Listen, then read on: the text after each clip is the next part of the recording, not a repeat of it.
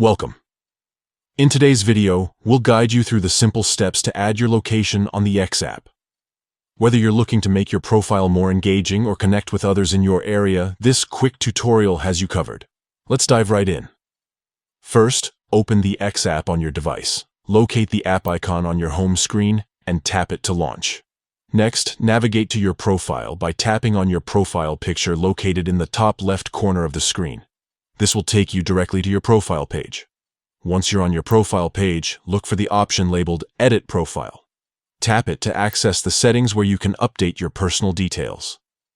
Now, find the section labeled Location.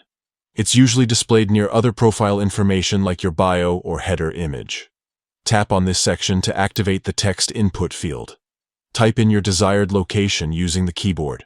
You can enter a city, state, or any other location that represents where you are or want to be associated with.